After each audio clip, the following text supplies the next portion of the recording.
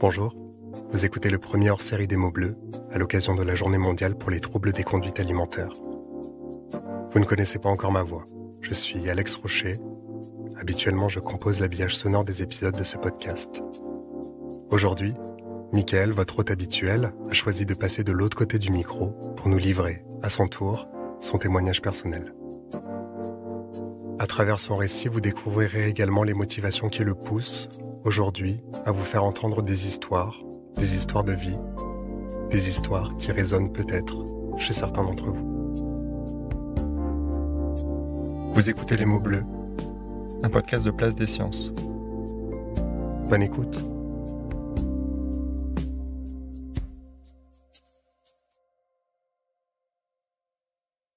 La seule chose qu'on peut contrôler aujourd'hui, c'est nous, notre corps, nos mots. Et au bout d'un moment, en fait, quand tu veux tout contrôler, tu perds le contrôle et t'exploses.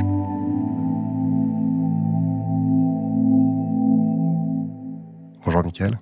Bonjour Alex.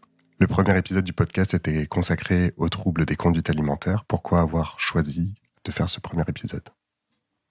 Alors j'ai choisi d'aborder ce sujet dans le premier épisode parce que c'est un sujet qui me touche personnellement et qui de ce fait me tient beaucoup à cœur. Comme pour énormément de troubles psychiques, la société est empreinte d'énormément de clichés sur ces troubles. Et c'est pour ça que j'ai voulu un peu aller dans ce sens pour battre en brèche ces clichés en interrogeant quelqu'un qui était vraiment concerné par le sujet, qui était Coralie. Et Coralie nous a livré son témoignage personnel qui a pu éclairer beaucoup de personnes qui nous ont écrit par la suite pour nous dire qu'elles arrivaient enfin à mettre des mots sur ce dont elles souffraient. Et donc, de manière plus personnelle, c'est un sujet qui, comme je l'ai dit, me touche personnellement, puisque moi-même, j'ai des troubles des conduites alimentaires. J'avais vraiment envie, en fait, de commencer en fait, ce projet de sensibilisation à la santé mentale sur ce sujet, en fait, dont on parle souvent, en fait, finalement, parce qu'on entend très fréquemment parler d'anorexie, de boulimie, mais sans vraiment savoir de quoi il s'agit. Donc voilà, c'est pour ça que c'était très important pour moi de voir un peu plus loin que les mots qu'on utilise fréquemment et voir ce qu'ils recoupent réellement. D'accord. Qu'est-ce que ça a provoqué chez toi, le témoignage de Coralie ? Alors le témoignage de Coralie a beaucoup résonné en moi parce que je me suis reconnu dans pas mal de choses qu'elle a dites. Donc en fait, la première chose que ça a suscité chez moi, c'est que je me suis senti moins seul. Et c'est là que j'ai compris en fait vraiment à quoi pouvait servir ce podcast. Je m'étais dit ça en fait en lançant le projet que justement ça allait sensibiliser les personnes aux troubles psychiques, à la santé mentale et que ceux qui sont concernés allaient peut-être se sentir moins seuls et aborder une prise en charge ou essayer de s'accepter. Et très concrètement, en enregistrant ce premier épisode avec Coralie, je me suis rendu compte que sur moi-même en fait ça avait eu cet effet. Donc avec les retours qu'on a eu ensuite, visiblement ça a eu pas mal d'effets sur d'autres personnes et j'en suis très fier. Et donc j'ai vraiment énormément de gratitude envers Coralie de s'être livrée ainsi et d'avoir permis à beaucoup de personnes d'ouvrir les yeux et d'aborder de manière sereine un chemin vers le mieux-être. Alors c'est vrai qu'aujourd'hui on parle peu des troubles des conduites alimentaires au masculin. Comment toi tu l'expliques ? Alors c'est vrai que quand on parle d'anorexie, de boulimie, on a immédiatement l'image d'une femme extrêmement maigre ou d'une femme courbée au-dessus de ses toilettes en train de se faire vomir. Comme je l'ai dit, on a énormément de préjugés sur ce que sont ces troubles. Mais il y a quelque chose qui est objectif et qui est réel, c'est qu'il touche 9 femmes pour un homme. Donc vraiment les troubles des conduites alimentaires sont plus fréquents, beaucoup plus fréquents chez les femmes que chez les hommes. Mais ce qu'on remarque également, c'est que la prévalence de ces troubles n'est pas la même selon les pays. On trouve essentiellement ces troubles des conduites alimentaires dans les pays occidentaux où la nourriture est disponible en abondance. C'est beaucoup moins le cas dans les pays plus pauvres et plus défavorisés.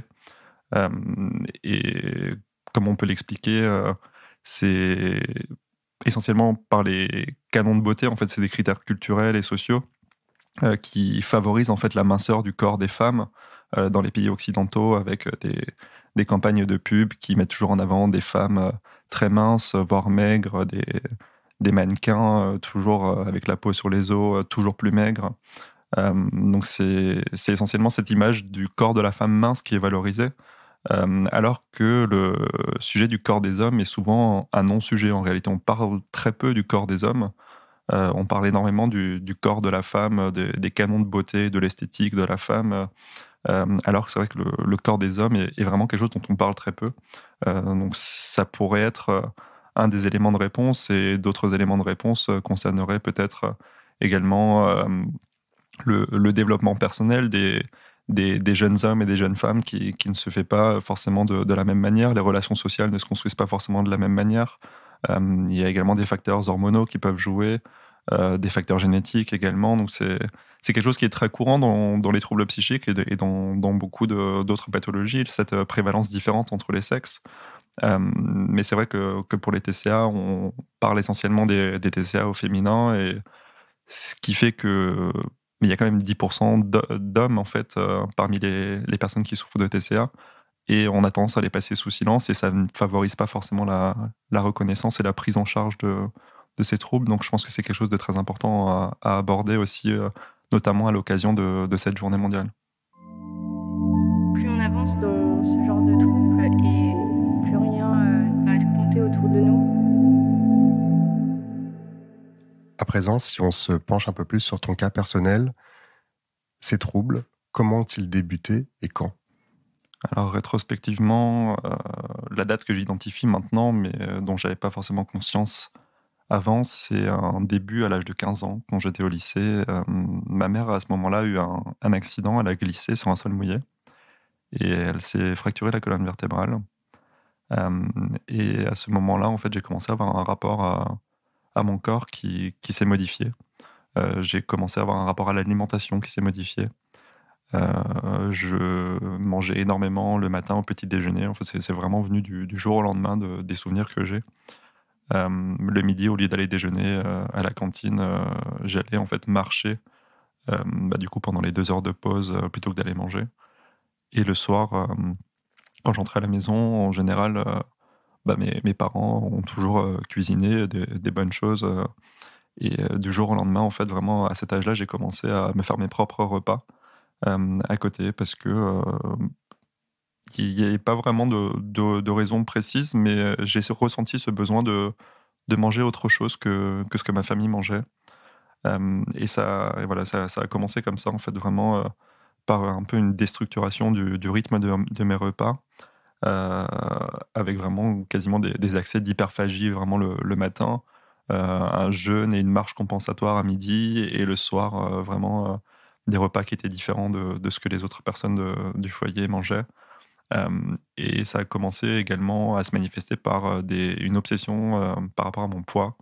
J'ai commencé à me peser énormément, vraiment, parfois plusieurs dizaines de fois par jour. Je me levais parfois la nuit, juste pour aller me peser, en fait, pour voir si, en 1 heure de sommeil, j'avais pas perdu 100 grammes par hasard.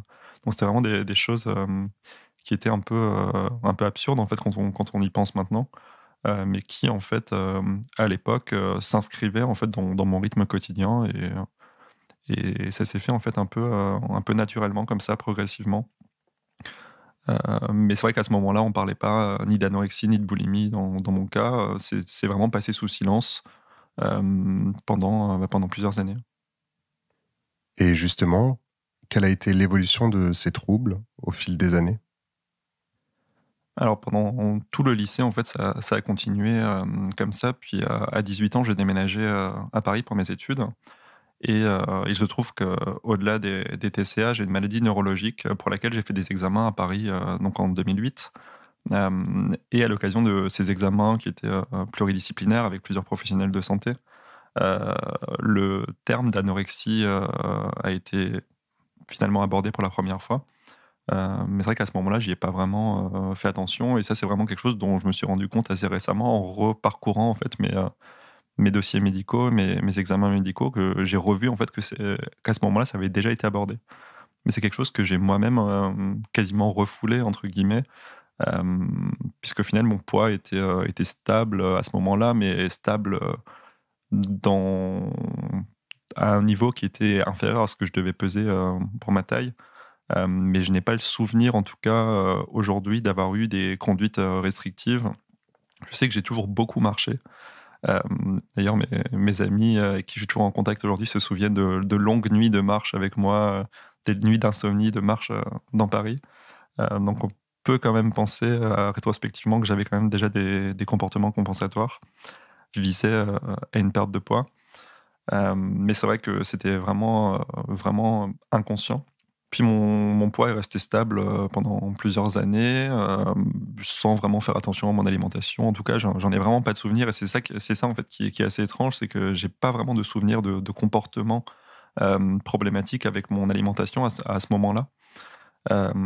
Puis ça a suivi son petit bout de chemin jusqu'à ce que je parte en fait en échange aux États-Unis pendant quelques mois. Et pendant ces quelques mois, en fait, j'ai pris plus de 15 kilos.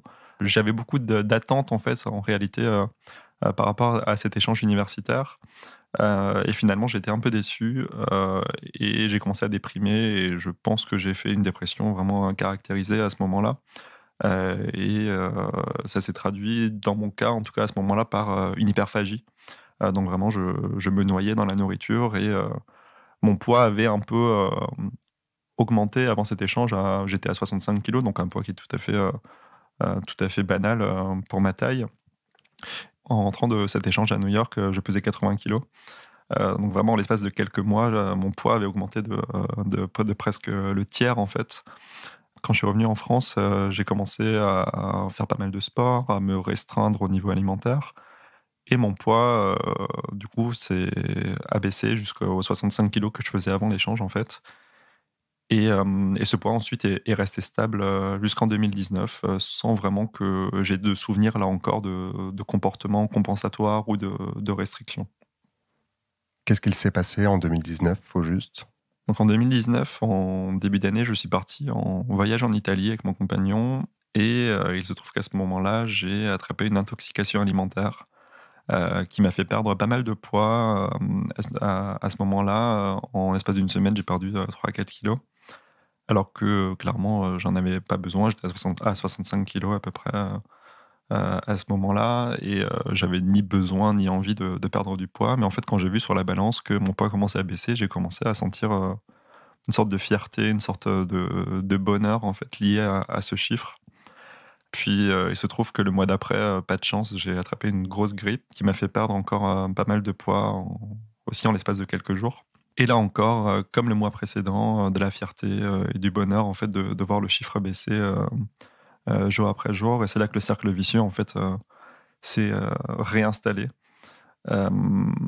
Et donc du coup en fait depuis 2019 jusqu'à fin 2020 en fait ça a été un peu une descente aux enfers avec pas mal d'anxiété, une dépression assez importante, et une perte de poids aussi très importante, puisque finalement, comme je l'ai dit, avant ce voyage et ce début de perte de poids, j'étais à peu près 65 kilos, et je suis arrivé en décembre 2020, donc un an et demi plus tard, à 50 kilos. À quel moment tu as eu ce qu'on peut appeler un déclic? Alors le déclic, très bizarrement, c'était pas du tout lié à ma maigreur, puisque c'est le mot qui convient. Enfin, c'est même plus de la maigreur, en fait, c'était de la dénutrition. Il est pas venu en fait parce que je me voyais très maigre, parce que je voyais mes os dans le miroir, parce qu'au contraire, en fait, dans ces troubles-là, en fait, comme l'a dit Coralie aussi dans le premier épisode, on ne se voit pas tel qu'on est, en fait. Elle donnait l'exemple de la fois où elle est allée acheter des sous-vêtements avec sa sœur, et elle a demandé une taille en fait qui n'était pas du tout adaptée à ses mensurations. Et c'est là qu'elle a eu le déclic, en fait, qu'elle s'est rendue compte que la vision qu'elle avait d'elle-même était totalement faussée, en fait. Et donc moi, en fait, la prise de conscience, elle s'est pas faite comme ça, elle s'est faite un peu de manière paradoxale par le fait que quand je suis rentré de chez mes parents après Noël en décembre 2020, j'ai commencé à faire énormément de crises de boulimie. Donc ça a commencé par ce qu'on appelle du mâcher recracher. Donc c'est vraiment prendre les aliments dans sa bouche, les mâcher, puis au lieu de les avaler, en fait, on va les recracher dans la poubelle ou dans les toilettes. Ça a commencé comme ça. Puis ensuite, ça a été des crises de plus en plus fréquentes, donc de boulimie, mais compensées par énormément de marches. Ça pouvait aller jusqu'à 30, 40, 50 km par jour. Donc, j'en suis arrivé à un certain moment à faire 3 à 4 crises de boulimie par jour, qu'on a estimé d'ailleurs à environ 10 000 calories la crise. Donc, j'avais des journées où clairement j'ai absorbé 40 000 calories donc en l'espace de quelques heures. Donc, ce qui est quand même assez problématique, parce que 40 000 calories, c'est l'équivalent de quasiment 3 semaines de nourriture pour une personne, pour une personne de corpulence normale. Et c'est comme ça que la prise de conscience s'est faite, à cause de ces crises de boulimie, parce qu'en fait, ce qui me posait problème, c'était pas du tout d'être en situation de dénutrition au départ, c'était que je prenais du poids, en fait, à cause des crises, que je n'arrivais plus à compenser suffisamment avec la marche. Donc, en fait, la prise de conscience, c'était ça, c'était le fait que je commençais à prendre du poids. Et donc, mon problème, en fait, que j'identifiais, c'était pas du tout de l'anorexie, c'était de la boulimie, en fait. Alors que mon problème original, c'était vraiment de me restreindre au maximum, de manger vraiment toujours à rythme très, très, très régulier. J'avais énormément d'obsessions alimentaires, je pensais à la nourriture en permanence, je rêvais de nourriture. Il y avait pas mal de symptômes vraiment qui étaient caractéristiques de l'anorexie. Et en fait, la prise de conscience, elle s'est faite plus sur le versant boulimie. Et ça a duré. Ces crises de boulimie très fréquentes et très intenses, elles ont duré quelques mois, jusqu'au mois de février de cette année, en 2021, où j'ai commencé à me faire vomir, ce que je n'avais jamais fait auparavant. Et donc, je faisais des crises en fait que je vomissais ensuite. Je l'ai fait plusieurs jours de suite. Mais j'en ai parlé à un ami. En fait, j'ai eu ce déclic, ce réflexe en fait d'en parler à un ami qui lui-même en fait avait déjà eu de ce genre de comportement compensatoire, ce genre de crise de boulimie suivie de vomissement. Et lui m'a incité fortement à les consulter. Et j'ai eu la bonne idée de l'écouter. Et donc je suis allé un soir après une énorme crise aux urgences. Et donc c'était très très très difficile, puisqu'en plus il y avait le couvre-feu à ce moment-là. Donc il y a déjà l'angoisse en fait de se faire attraper par la police en allant chez le médecin. Mais en plus j'étais très très mal parce que j'avais énormément mangé. J'avais le ventre qui était vraiment extrêmement gonflé, extrêmement endolori. Donc ça a été même compliqué juste de m'habiller pour y aller, de mettre mes chaussures, de me pencher en avant sans avoir tous les aliments qui remontent. Parce que là, clairement, j'avais plus envie de me faire vomir. En fait, j'avais vraiment envie d'être prise en charge parce que je savais absolument plus quoi faire. J'avais énormément d'idées noires à ce moment-là parce que j'avais l'impression d'être pris dans un cercle vicieux infernal qui se finirait jamais. Vraiment d'autodestruction, en fait. C'est clairement ça, c'est la volonté de détruire son corps qu'on n'accepte pas. Et donc, j'ai donc eu cette bonne idée sur ce conseil de mon ami d'aller consulter. Et c'est là que j'ai commencé à aborder une prise en charge et à avoir vraiment conscience du fait que j'avais clairement un problème avec l'alimentation, avec mon corps et tout ce qui tournait autour. Donc là, à ce niveau-là, la prise en charge était devenue pour moi vraiment nécessaire. Et c'est là que j'ai commencé un peu le chemin, pareil, en fait, vers le mieux-être. Quand on l'accepte, déjà, il y a un premier pas vers la guérison.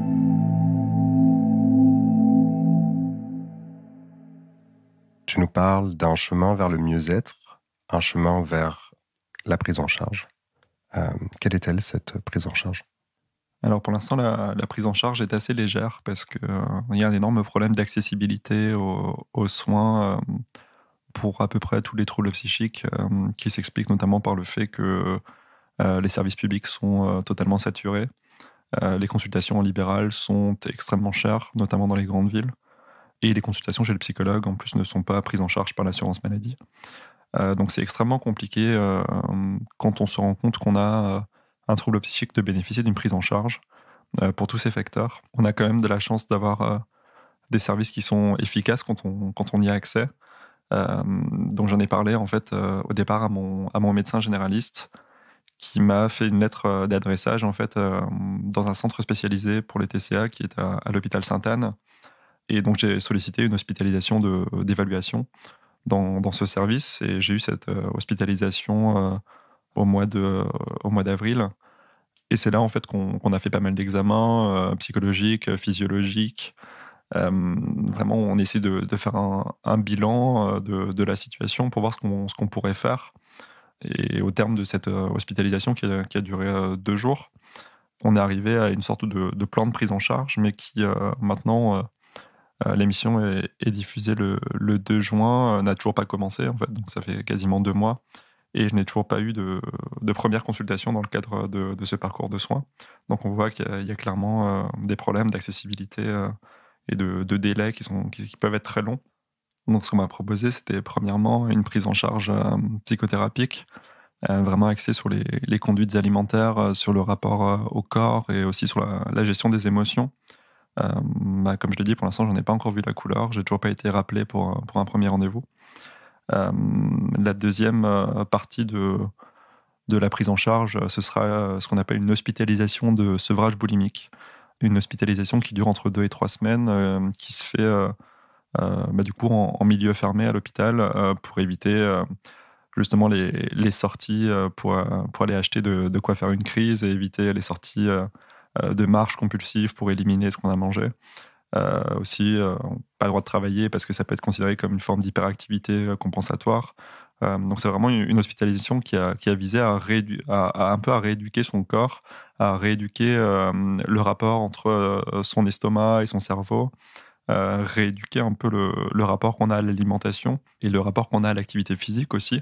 Clairement, faire de l'activité physique, ça peut faire énormément de bien, mais quand l'activité physique est pratiquée uniquement à viser de brûler des calories, ça fait surtout beaucoup de mal en fait psychologiquement, puisque on n'éprouve aucun plaisir à le faire en fait, on se sent obligé de le faire, on le fait compulsivement.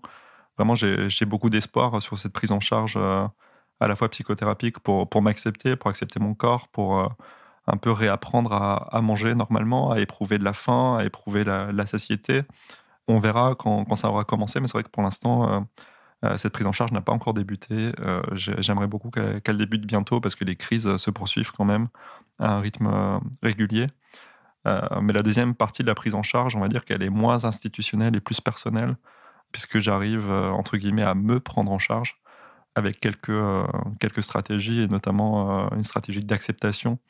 Maintenant, quand je fais une crise, contrairement à avant où je culpabilisais, je compensais, maintenant je fais une crise et je me dis, ben, écoute, t'as fait une crise, c'est comme ça. Et on se rend compte que moins on y accorde d'importance, moins on lui donne de poids et plus ces crises, en fait, finalement, sont moins fréquentes et moins intenses. Je suis quand même passé en début d'année à 3-4 crises par jour, à là, actuellement, 2 à 3 par semaine. Donc c'est quand même une bonne réduction. Et puis les crises que je fais sont beaucoup moins intenses qu'avant. Donc je continue quand même à prendre du poids. Et ça aussi, c'est un énorme pas en avant. C'est que maintenant, je suis content d'être passé au-dessus des 60 kilos. Donc c'est vraiment s'accepter, accepter son corps et vraiment se débarrasser de l'obsession du chiffre, du poids, qui au final est un très mauvais indicateur de santé, en fait, qui ne reflète absolument rien du tout. Qui est hyper variable, qui dépend de si on a mangé trop salé, si on a bu trop d'eau, si on a une bonne élimination, si on n'est pas constipé. Enfin, il y a tellement de choses qui influencent le poids. C'est vraiment un chiffre qui n'a aucun sens, en fait, pris tout seul. Il faut vraiment le prendre dans un contexte plus global. Et ça, on a tendance à ne pas le faire quand on a vraiment cette obsession du poids et de la minceur. Il y a aussi d'autres choses que j'essaie de mettre en place. C'est vraiment rétablir le lien social, en fait, que j'avais pas mal perdu les derniers mois, les dernières années, puisque forcément le lien social, ça passe souvent autour d'un verre, autour d'un plat, au restaurant, dans un bar. Donc c'est des calories en fait qui sont ingérées, des calories qu'on estime inutiles. Et donc forcément ça mène à s'isoler ou à avoir des relations qui se modifient avec les autres. C'est-à-dire que les derniers mois, quand je demandais à des amis de les voir, c'était pas pour les voir autour d'un repas, c'était pour les voir pour aller marcher en fait. Donc vraiment c'était vraiment tout tournait en fait autour de l'élimination, en fait, la combustion d'énergie.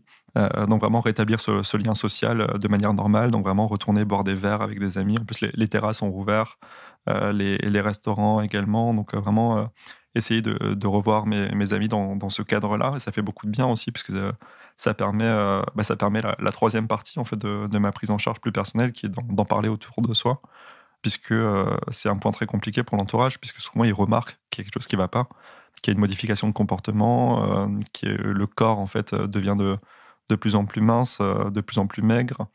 Mais c'est vrai que les proches ne savent pas forcément comment réagir, ils ne savent pas quoi dire.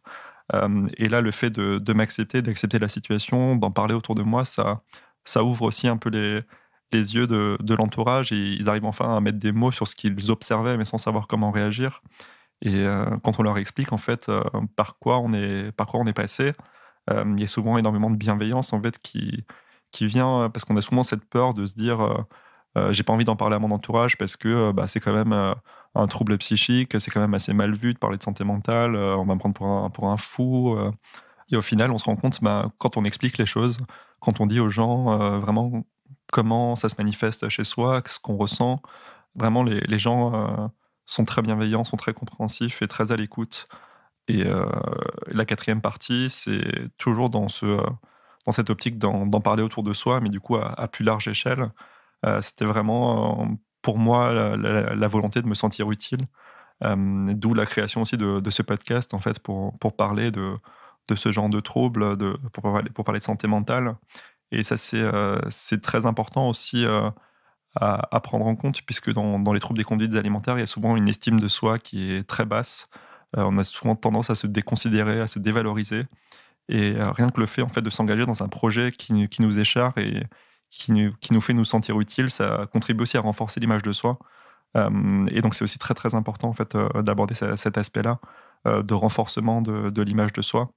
Donc vraiment, c'est une prise en charge qui est à la fois institutionnelle, qui devrait débuter prochainement, et une prise en charge plus personnelle, mais ça dépend vraiment des ressources de chacun et du niveau d'engagement dans le processus. Et donc ça, c'est vraiment propre à chacun. Mais si je devais donner, moi, des conseils, en tout cas, si on m'en demandait, c'était vraiment de rétablir le lien social, d'en parler autour de soi, d'expliquer aux gens et de trouver ce qu'on aime, en fait, pour s'engager vraiment dans quelque chose qui nous fait plaisir et qui nous fait du bien. Toujours au sujet de la prise en charge, est-ce que tu considères ou est-ce que tu estimes aujourd'hui qu'il y a un ou des manques concernant cette prise en charge? Alors, comme je l'ai dit juste avant, le premier manquement déjà que j'identifie, c'est l'absence de prise en charge des consultations chez le psychologue, puisque les thérapies, enfin les psychothérapies sont en général dispensées par des psychologues dont c'est le métier. Et on avance petit à petit vers une meilleure reconnaissance de ces consultations, avec quelques mesures qui ont été prises récemment, notamment par les organismes complémentaires qui sont engagés à rembourser 4 séances à hauteur de 60 € pour les adultes. Ça reste quand même très peu, puisqu'une thérapie peut durer quand même plus longtemps que 4 séances. Donc c'est déjà le premier manquement, c'est vraiment ce manque de reconnaissance des psychologues qui pratiquent des psychothérapies. Il y a le deuxième problème qui est celui des dépassements d'honoraires qui peuvent être vraiment exorbitants chez certains psychiatres, notamment dans les grandes villes. Typiquement, quand je cherchais un psychiatre sur Doctolib à Paris, des psychiatres disponibles sans avoir besoin d'attendre 2 à 3 mois, c'est en moyenne 120 à 150 € la séance. Donc c'est vraiment quelque chose qui est hors de prix pour la plupart des personnes. Et a fortiori, moi qui étais encore étudiant l'année dernière, 150 € une consultation, c'était plus de 10% de mon salaire, en fait, donc c'était pas du tout possible. Donc vraiment, il y a ce gros problème d'accessibilité financière à une prise en charge. Et comme je l'ai dit, il y a aussi des consultations gratuites qui existent dans les CMP ou dans les hôpitaux. Mais là, le problème, c'est le délai d'attente. Il peut y avoir des délais de 2, 3, 4, 6 mois avant d'avoir une prise en charge. Et là, le côté négatif, c'est que dans ces structures-là, souvent, on ne peut pas choisir le professionnel par qui on est pris en charge. Or, on sait très bien que la prise en charge psychologique repose essentiellement sur quelque chose qu'on appelle l'alliance thérapeutique.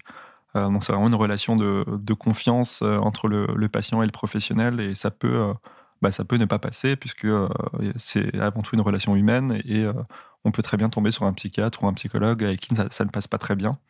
Donc c'est vraiment aussi problématique dans ces structures-là, de ne pas pouvoir choisir le professionnel en qui on a confiance et avec qui on a envie d'avancer. Donc ça peut vraiment entraver aussi le processus de rétablissement. Et il y a d'autres manquements qui concernent peut-être moins la prise en charge, mais plus la prévention. On parle très peu finalement de la réalité des troubles des conduites alimentaires. On a souvent une image d'Épinal qui est très faussée. On a tous les soirs sur toutes les chaînes de télé des promotions pour des régimes alimentaires qui sont totalement dangereux. Je donnerai pas de nom, mais il y en a certains qui proposent à des personnes qui sont en situation d'obésité de passer du jour au lendemain à moins de 1000 calories par jour. C'est totalement délirant. Moins de 1000 calories par jour, c'est même pas ce qu'un nourrisson doit manger. Et on propose à des personnes qui font 150 kilos de passer à une ration de la moitié de l'alimentation d'un nourrisson. Et je trouve ça totalement aberrant qu'en France, aujourd'hui, on autorise encore ce genre de publicité, de promotion de tous ces régimes en fait, qui sont fondés sur rien du tout, à part de la restriction en fait, qui modifie le métabolisme sur le long terme et qui fait prendre encore plus de poids. En fait. Donc, c'est des régimes qui sont totalement contre-productifs. Donc, clairement, au niveau de la prévention, je pense qu'il y a vraiment quelque chose à faire à ce niveau-là, vraiment de la promotion de la minceur en permanence. On devrait plutôt promouvoir l'acceptation de soi. Puisqu'on est, on est bien plus qu'un simple chiffre, on est bien plus que son poids, on est plus que son corps, on est plus que sa corpulence. C'est vraiment extrêmement réducteur aussi de considérer une personne uniquement sur ces aspects-là. Et tout ça, ça peut passer aussi par des campagnes de communication, puisque ce sont quand même des troubles qui sont assez fréquents, qui ont tendance à une tendance à être de plus en plus fréquents en plus depuis quelques années. C'est pour ça que les initiatives comme celle qui a lieu aujourd'hui, la Journée mondiale des troubles des conduites alimentaires, est quelque chose de très important puisque ça contribue aussi à la prévention. En fait, la sensibilisation du public a une grosse part à faire pour la prévention et notamment pour contribuer au repérage précoce, puisqu'on sait que la plupart des troubles, quand ils sont pris tôt, ont beaucoup plus de chances d'aller vers le rétablissement de manière rapide, efficace et durable. Donc vraiment, il y a pas mal de choses qui sont à améliorer. Et j'espère que ce sont des choses vers lesquelles on ira très prochainement, puisque ça évitera quand même pas mal de souffrances pour les personnes concernées et pour leur entourage. Moi, dans ce podcast, il y a une question que j'apprécie tout particulièrement, qui est la suivante. Comment tu te décrirais en un mot ? Si je devais me décrire en un mot, je dirais peut-être un mot qui est un peu à la mode depuis l'année dernière, c'est résilient.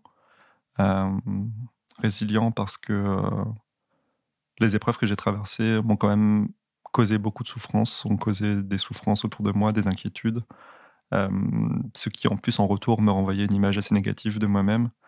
Et malgré en fait tous les affects négatifs que j'ai pu ressentir les dernières années, les idées noires, la dépression, un peu cette volonté plus ou moins consciente de me détruire finalement avec ces comportements alimentaires qui étaient aberrants. J'ai quand même réussi à aller chercher au plus profond de moi-même en fait les ressources pour aller de l'avant, pour essayer de sortir la tête de l'eau. Je considère pour l'instant y être parvenu. Je sais que la route est encore longue avant le rétablissement total, s'il est possible. Ce que je crois et ce que j'espère en tout cas. Donc vraiment résilient, parce que je pense que je suis passé par des choses qui n'étaient pas toutes roses et j'ai réussi aujourd'hui à en faire une force et à construire quelque chose avec ça. Et dans cette quête de résilience, est-ce que tu aurais un message d'espoir à communiquer à nos auditeurs, à ceux qui nous écoutent et qui probablement vivent des troubles similaires ?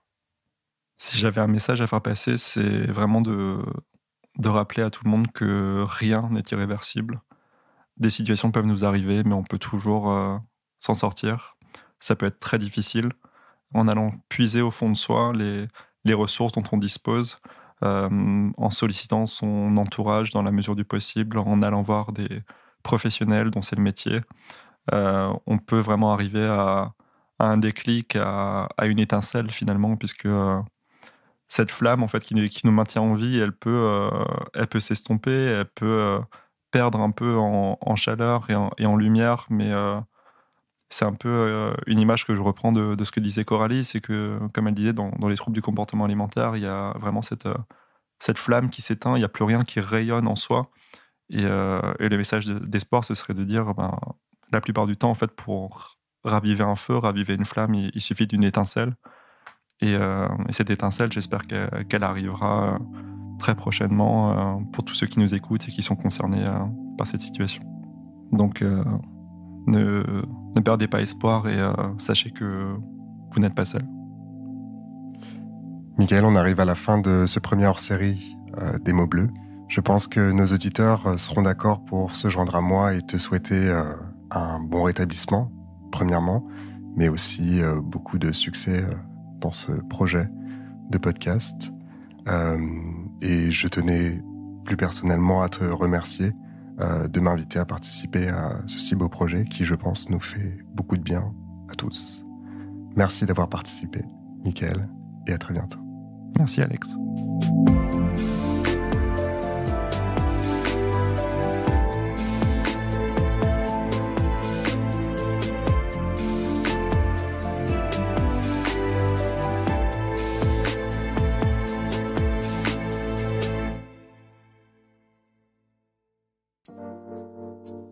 Vous venez d'écouter Les mots bleus, un podcast de Place des Sciences.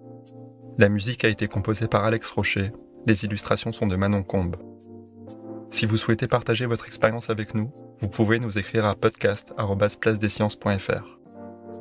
Si cet épisode vous a plu, n'oubliez pas de vous abonner et de nous laisser des étoiles sur votre plateforme d'écoute préférée. Encore une fois, si vous vous reconnaissez dans un témoignage ou ressentez un mal-être psychique et avez besoin d'en parler, n'hésitez pas à consulter un professionnel ou à vous rapprocher des associations de patients. Des ressources sont également disponibles sur notre site placedesciences.fr. Merci encore et à très bientôt.